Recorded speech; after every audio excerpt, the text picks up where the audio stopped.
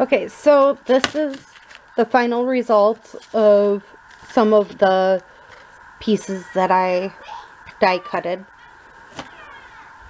Now I'm going to start working on making some paper beads. And I have this actually full of paper beads. They're just a fun little project to use for those of you who makes the tassels and bangles and all that jazz. This really works well for it. I don't use it very often, or don't make tassels very often, so they end up in this container. I have this container right now for them pieces. So let's use some of these pieces. Give me 1 second.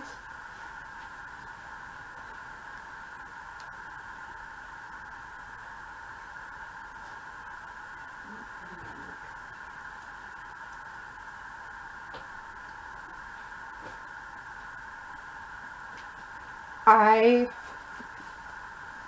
bought these at like the dollar store. They're just, you can buy chopsticks, you can use pencils even. I find they're the right width for me, the right hole size anyways. But these are just I can't think of the word.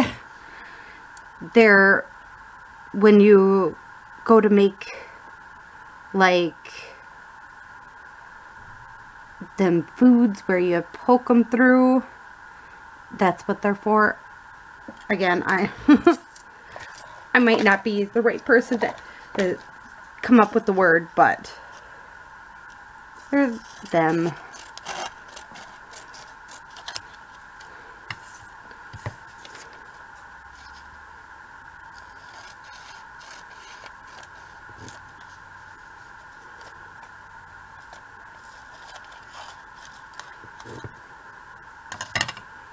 So we'll just make a few. Again, it's rather interesting how to do this. It's a very easy technique that I found. Not everybody feels the same. Again, I just went off and this is all I do.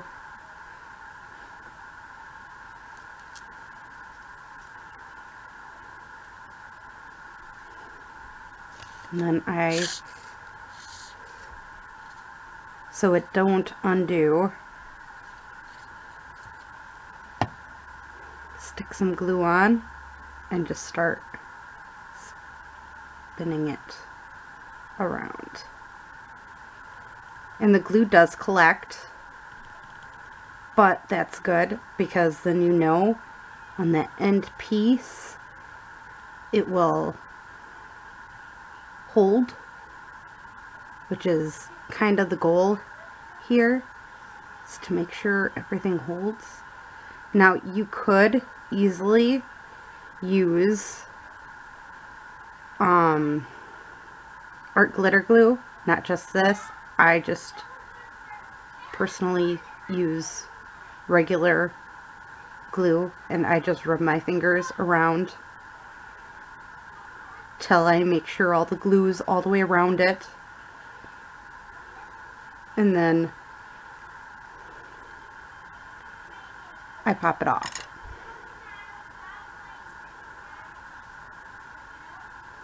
Again, quite easy. I'm gonna grab myself this is gonna make your fingers messy.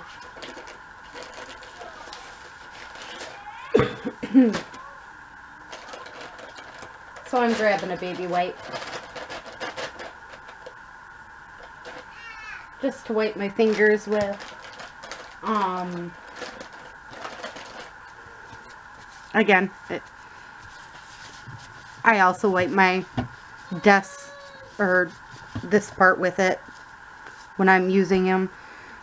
Just makes my life easier. I do recommend trying to keep it,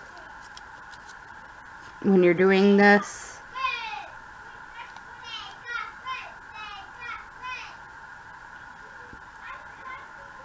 keep it on the end.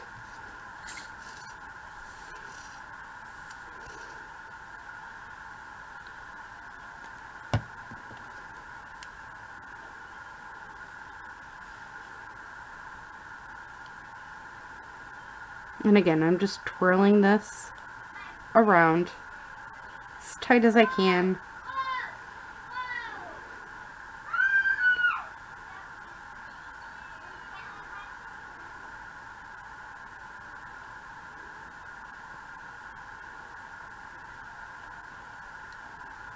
And again, I try to make sure I put glue everywhere I can on it to make sure it stays that way.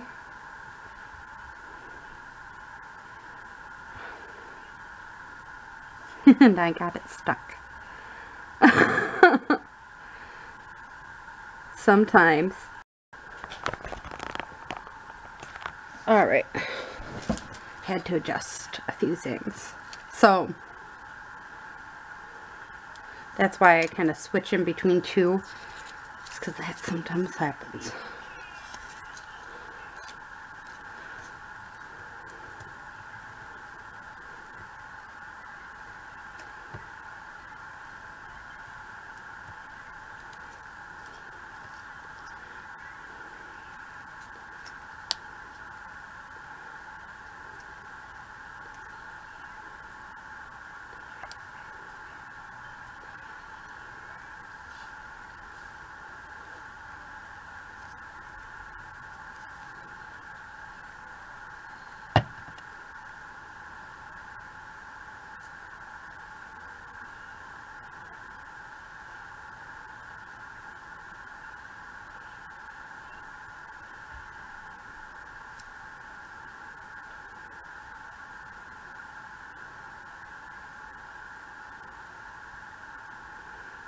And again, I'm just going to swipe this around as many times as I can.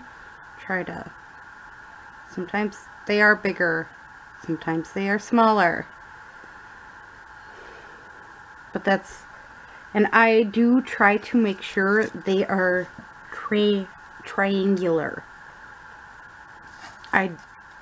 Reason being is if they're in a triangle, they do end up being a different shape than if they were straight edged. So I do recommend trying to keep it triangular.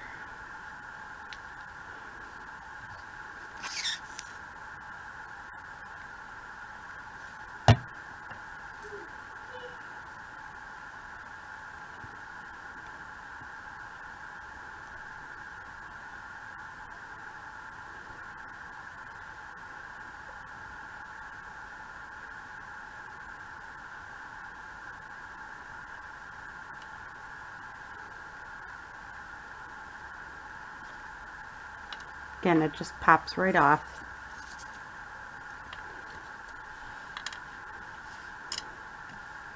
I do recommend, whatever way you do it, to remember that they are going to, again, the smaller you make them, the smaller they will end up. So if you want smaller, you cut them into smaller triangles. And this is just using scrap pieces.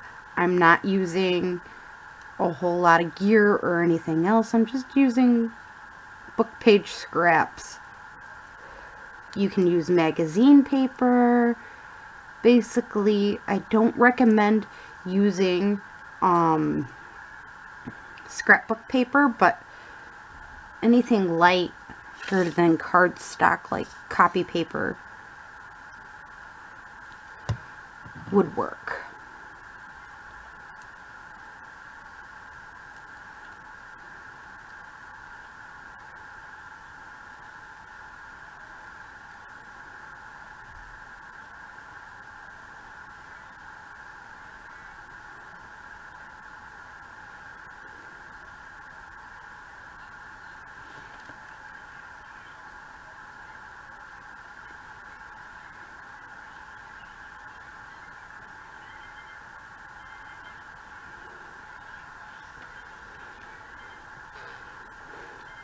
And if you stick them on wrong, this is going to happen. It is going to be tougher to get them off if you stick them on a sticky spot. Hence why, again, I recommend switching them out.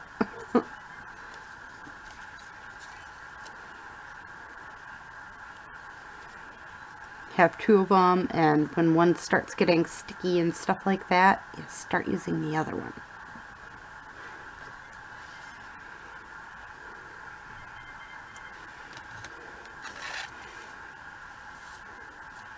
And again, I'm just using a very thin line.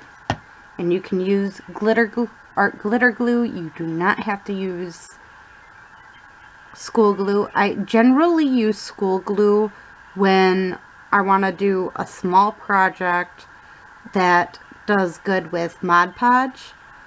I have found anything that I would normally use Mod Podge for, and I need it to be generally easy to use. That's what I use my regular school glue for.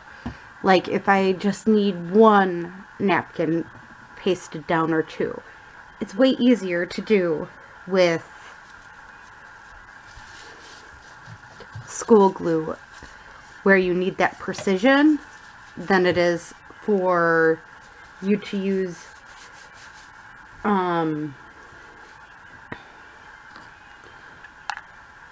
so again, something like this, it's way easier to use school glue. It's less hectic. So I'm just putting it in this container to dry. And I hope you enjoyed this video. I know it wasn't much, but I wanted to show you this technique because a lot of people make paper beads, but you forget that you can use old book page easily to use it. Them scraps were scraps. I mean, I would try to make sure it's a little bigger than this in lengthwise, but you don't want a big scrap like this. This one, honestly, if I was to make more, I'd cut this one in half and then cut it into my triangular strips. That is my personal view on it. This piece I feel would be too small, and it's around 3 inches. So I would, if I were you, prefer to make sure that it's the length of 4 inches, not 3, just because again, it can get a little irritating trying to make it this small. But I guess if you really want small, tiny beads, this would be a good little fit. Let's see if I can even do it.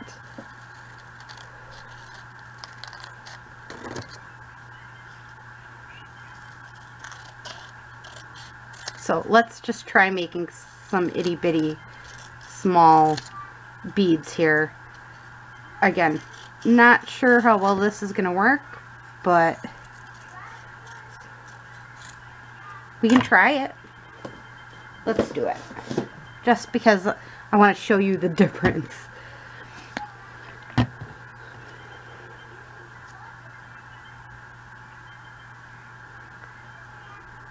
So sometimes I choose the more colorful side, sometimes I choose a more plainer side.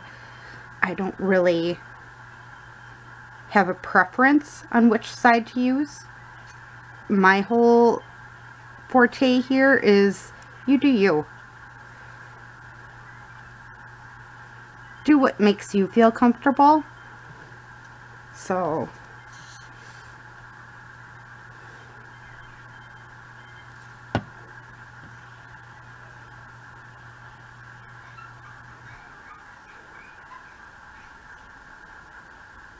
it's very windy here in Wisconsin today.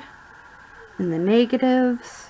It is not very comforting to go outside right at the moment. Most of us actually are just staying indoors. Keep the kids entertained in the house. But there we go. Just real small beads. it comes out to be nothing of hugeness. So I guess you could do 3-inch.